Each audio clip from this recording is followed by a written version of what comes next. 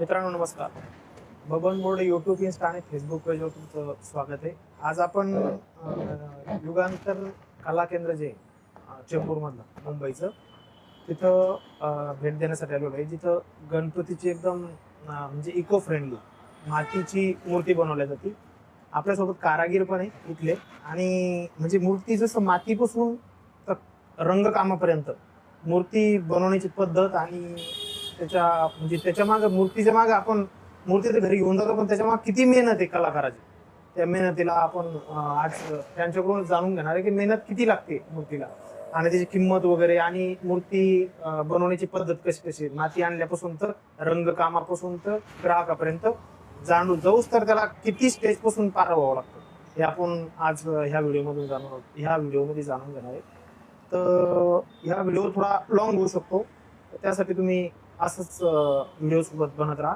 आपण आता त्यांना भेटू की त्यांच्याकडून पूर्ण माहिती जाणून घेऊ. चला मित्रांनो, हे आपल्यासोबत आहे कला केंद्राचे मालक, म्हणजे स्वतः कारागीर पण आहे आणि मालक पण, प्रवीण पाटील सर आहे.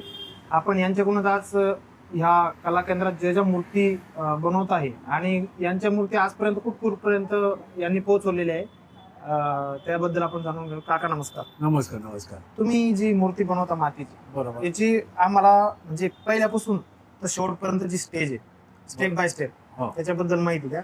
आणि जे तुम्ही कलर वगैरे युज करता, हो. वापरता, हो.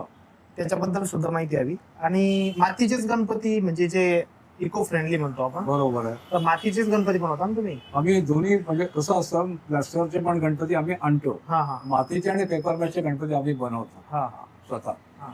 आणि मग रंग वगैरे करून मग त्या आमच्या आफ्रिकेला गेल्यात, अमेरिकेला गेली आहे, पंजाबला गेली आहे, गुजरातला जात आहे.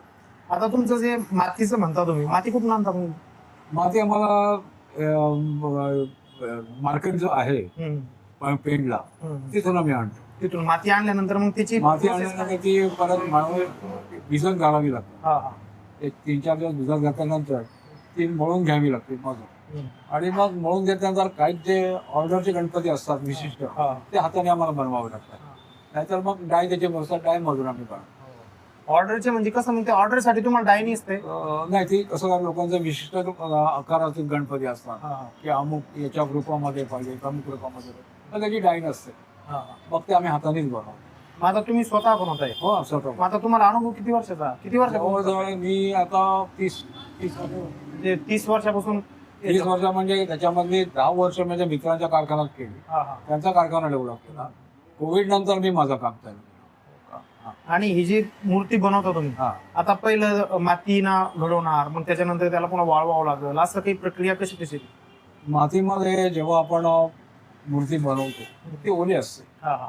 मग ती ओली असल्यामुळे तिला आपल्याला सुकत ठेवावी लागतं, म्हणजे उन्हामध्ये किंवा या क्लायमेटला. आता ह्या मुंबईचा पाऊस वातावरण तर एकदम दमटच असतं आता पावसामुळे, मग कशी वाळते एवढ्या लवकर?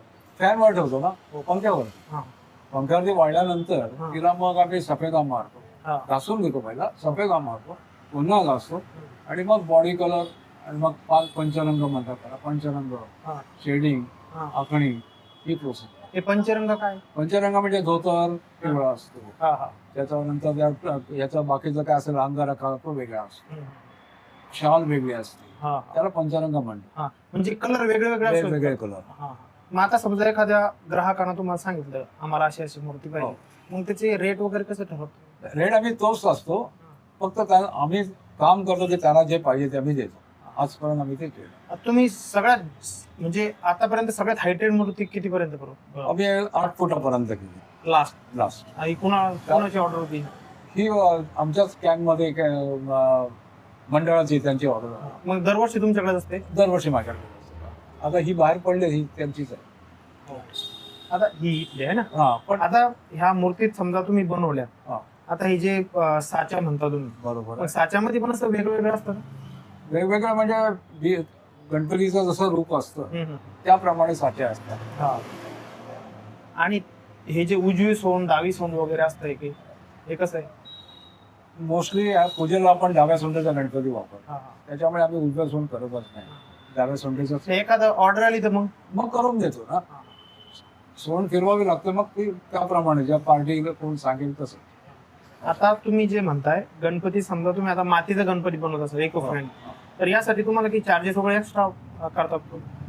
हा, मातीमध्ये चार्जेस एक्स्ट्रा. कसं आहे म्हणजे हायटेड नुसार? हायटेड नुसार आहेच, पण पीओपी आणि ह्याच्यामधला फरक केला तर मातीचा रेट जास्त पडतो. तरी अंदाज स्टार्टिंगला समजा ना एक 400 पासून चालू होतो. 400 पासून चालू. आणि सगळ्यात मोठी जी 8 फुटाची असते ती? मातीमध्ये 8 फुटाची मोस्टली आम्ही बनवत नाही, हा, हा. बाहेर बनवत पेपर मॅच मध्ये. हा, हा. पेपर मॅच मध्ये सगळ्याच होतं. हे पेपर मॅच काय आता आहे? पेपर मॅच म्हणजे कसं असतं, पेपर आपला रद्दीचा पेपर भिजवत टाकायला लागतो. हा, हा. भिजवल्यानंतर मिक्सर मधून तो बारीक करायचा असतो. त्याच्यामध्ये व्हायटिंग आणि गम टाकून तो मळावा लागतो. तो मळल्यानंतर पिठासारखं झाल्यानंतर ते साच्यात भरावा लागतो. हा. तो पण इको फ्रेंडली? Eco friendly. आता याच्यामध्ये तुम्ही मातीने गणपती बनवता, याच्यामध्ये काही टाकता का नुसतीच माती असते? नाही, माती असते. काळी वगैरे असं काही काही? नाही. बाकी काही भुसा वगैरे? आता आज नाही माती तरी मिळते. आम्ही कोकणामध्ये हा. जी शेतातल्या बांधावरची माती असते ना, लाल माती, त्याच्यापासून आम्ही गणपती बनवतो. हे टिकाऊ असतात. हो, ते टिकाऊ असतात ना, हे टिकाऊ आहेत. आता एक कलर वगैरे हे पण इको फ्रेंडली तुम्ही जे आता नाही, मातीचे आता इको फ्रेंडली महानगरपालिकेने आता आम्हाला दिले या वर्षी. तर त्याच्यामुळे ते वापरले, पण त्याच्या अगोदर आम्ही हे काम चालू केलं, कारण थांबू शकत नाही ना. डिक्लेअर केलं होतं पण आमच्याकडे आता पोहोचले नव्हते. मग ते आम्ही त्यांच्याकडे थांबू शकत नाही ना, मग बाकीचे कलर मला वापरत. पर्यावरण बघितलं आपण तर ह्यांनी लोकांनी ठोस माझं पावलं उचलली महानगरपालिकेने, तर याच्यामध्ये पर्याय होऊ शकतो. नाहीतर नाही, मुश्किल आहे. बरं, आता तुम्ही आता हा गणपतीचं समजा आता सीझन सुरू आहे, म्हणजे मूर्ती घेऊन जाण्याचं. बरोबर आहे. तर आता ही मूर्ती तुम्ही बनवण्यासाठी प्रक्रिया कधीपासून स्टार्ट करता दरवर्षी? ही साधारणतः मी जूनला चालू. जून पासून? जून चालू. आणि मग पूर्ण मागचं आता समजा गणपती संपले, गणपती नंतर मग जून पर्यंत काय करणार? माझा ट्रॉफीचा बिझनेस आहे, मुवमेंट ट्रॉफी वगैरे मी. तोपर्यंत 2-3 महिने ह्या बिझनेस इकडं कन्वर्ट होतो. मग आता जर बाय चान्स तुम्ही आता मूर्त्या बनवल्या, फॉर एक्झाम्पल तुम्ही 200-300 मूर्त्या बनवल्या, बरोबर आहे, आता पूर्ण नाही विकल्या गेल्या किंवा नाही ग्राहक भेटले, तर मग उरलेल्या मूर्त्याचं काय करतो? आम्ही मूर्त्या ठेवून देतो प्रिझर्व व्यवस्थित. मग त्या कोऱ्याच असतात, ज्या बुक असतात त्यांनाच आम्ही कलर करतो, त्या कोऱ्याच सोडून देतो आणि मग त्या पुढल्या वर्षाला वापरता येतात. त्यात खराब काहीच होत नाही. आता तुम्ही मूर्ती बनवताना काय काय काळजी घेता स्वतःची किंवा मग मूर्तीची पण, जसं की शुद्ध अशुद्ध वगैरे असं काही, आंघोळ वगैरे? बिलकुल. जेव्हा मूर्ती बनवली जाते तेव्हा निश्चित सुचिरभूत होऊनच मूर्ती बनवली जाते. मग ड्रिंक नसणार, काही नाही, मच्छी नाही, मटण नाही, म्हणजे शुद्ध मनोभाव. येस, कारण तुम्ही लोक पूजा करणार असाल, आम्ही जे टाकणार ते तुम्हाला हे करणार. आता माती जी निवडता तुम्ही, मग मातीची काय क्वालिटी कशी असते? क्वालिटी माती गुजरातवरून येते, त्याच्यामुळे गणपतीची माती बोललं की तीच माती मिळतात. त्याच्यामध्ये अजून काही मिक्स करता? नाही, काही अजून काही. बाकी तुमच्या याचं नाव काय? दुर्वांकुर. इथं जर कोणाला घ्यायचं तुमच्याकडे मूर्ती तर मग? दुर्वांकुर कला केंद्र म्हणून आहे चेंबर कॉलनीमध्ये.